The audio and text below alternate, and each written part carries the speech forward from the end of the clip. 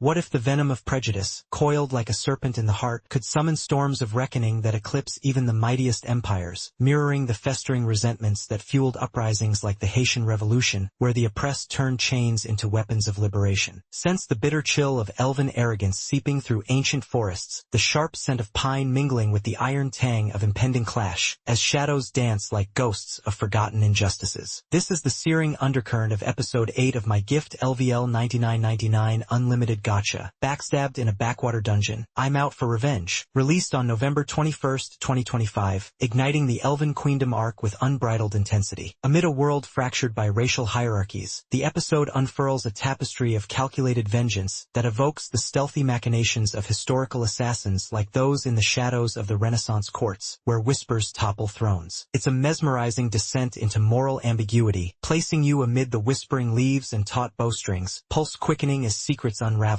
Would you strike first in the name of justice, or let the enigma of retribution draw you inexorably forward, transitioning from Episode 7's resolution of surface world skirmishes, where light solidifies his alter ego dark, and forges uneasy bonds amid the echoes of gladiatorial trials like those in ancient Rome's arenas? This chapter escalates into a deliberate entrapment that propels the revenge saga deeper. Light and his summoned allies orchestrate a lure for a prestigious elven order, their scheme unfolding with the precision of a historical siege, akin to the Trojan horse's deceptive calm before the storm. Tensions mount as racial animosities surface in brutal encounters, reminiscent of colonial confrontations where superiority breeds savagery, while a personal vendetta against a former betrayer simmers to the forefront. The narrative teeters on revelations that fracture illusions, halting at a tantalizing brink, enveloping you in the forest's hush where every rustle could herald doom, compelling you to chase the shadows for the full unveiling and plot progression. Episode 8 catapults the overarching narrative into the Elven Queendom arc, unveiling key revelations about entrenched racial prejudices and a betrayer's idyllic facade, twisting into a cliffhanger that suspends alliances in jeopardy, much like the pivotal betrayals in epic tales such as the Count of Monte Cristo, where vengeance blooms from buried secrets. Pacing masterfully alternates between scheming lulls and explosive confrontations, achieving dramatic balance that heightens immersion without haste. Fans frequently debate cloudy aspects like the sudden vulnerability of an elite order or the mechanics of a manipulative artifact in elven hands. Referencing the light novel, Volume 2, Chapters 1-4, these clarify, the Order's exposure stems from overconfidence rooted in centuries-old racial doctrines, a deliberate narrative echo of historical hubris like the fall of the Roman Empire to barbarian ingenuity. The artifact operates via soul-binding magic, exclusive to high-level elves but exploitable through gacha-summoned countermeasures, adding contextual depth that the anime adapts for visual punch while preserving the sources. Strategic intricacy. Character development peels back visceral layers, exposing fissures that propel profound shifts, akin to Jekyll's internal war with his hide. Light morphs from reactive survivor to masterful puppeteer, his motivations, scarred by betrayal and human subjugation, driving surprising yet consistent choices that blend cunning with lingering humanity, transforming his arc into a mirror of your own potential for calculated fury. Sasha emerges as a complex antagonist, her hidden wounds of elitist indoctrination manifesting in dialogue that surprises with its venomous poise, fostering growth through confrontation that questions redemption's bounds. Allies like Mia grapple with divided loyalties, their actions revelatory in bridging or breaking racial chasms, as if you're bearing witness to their souls' silent battles. Thematically, the episode interrogates the poison of prejudice and power's moral toll, manifesting in sacrifices where survival demands hope's surrender to despair. Characters navigate racial divides, pondering, can vengeance purify or merely perpetuate cycles of hatred, echoing the philosophical quandaries in civil rights. Struggles like those of Malcolm X versus Martin Luther King. The universe complicates with lore of elven supremacy and forbidden magics, enriching the Ice-Sky realm by layering historical analogies to cast systems that heighten stakes and introspection. Dialogue wields a double-edged sharpness, poetic in its barbs yet laced with clichés that impact like Lincoln's emancipatory proclamations amid strife, lines foreshadowing fractures that resonate long after, drawing you into the fray as if the accusations pierce your own conscience, stirring curiosity. What words would you hurl if supremacy's veil shrouded your world? Technically, the animation enchants with fluid forest skirmishes and symbolic palettes, cool emerald tones yielding to crimson flares of rage, lighting weaving shadows that symbolize concealed biases, where stillness in deliberations contrasts frenetic motion to evoke beauty as a deceptive lure for downfall. Direction utilizes overhead angles to convey oppressive hierarchies and rhythmic edits that throb with escalating tension, composing shots that amplify emotional undercurrents, immersing you as if branches snag your cloak. The soundtrack emerges as a spectral provocateur, its haunting flutes and percussive swells imprinting motifs of elven elegance shattered by discord, while silences roar with unspoken accusations, more potent than any battle cry. Voice acting mesmerizes. Light Cu infuses tremor and steely intensity, embodying a vengeful spirit forged in isolation. Sasha's timbre drips with haughty quiver, capturing a soul entangled in supremacy's web. Emotionally, this episode rends the heart. I felt a blaze of indignation ignite into contemplative wonder, moments scarring with their raw bigotry, yet sparking awe at empowerment's edge, reminiscent of the cathartic fury in abolitionist narratives where chains break amid bloodshed. Pivotal collisions, intimate destinies entangling in a rupturing pivot that redefines vendettas, linking to timeless queries. Amid prejudice's thorns, what price would you pay to uproot it? It lingers like forest mist on your skin, suspense coiling tighter. Can you evade the lure? Via reverse scrutiny, the episode's accelerated pacing and lore opacity might bewilder, yet these emulate the disorienting haze of real historical revolts like the Peasants' Revolt, deliberate choices that thematicize confusion as a tool of the powerful, enhancing immersion. Complexity in racial dynamics risks overload, but it rewards depth. Cliched tropes, though notable, anchor the fantasy in archetypal resonance, tempering critique with acclaim for bold ambition. Ultimately, Episode 8 thrives in evocative revenge and atmospheric prowess, its strengths, layered characters, thematic bite, and visual poetry, surpassing occasional generics to fulfill its narrative and artistic aspirations. But as whispers fade into the canopy's gloom, I ponder, will you linger in ignorance, or venture into the woods where vengeance beckons your name? Watch, and let the gacha of fate spin your own awakening, the shadow's hunger for your step.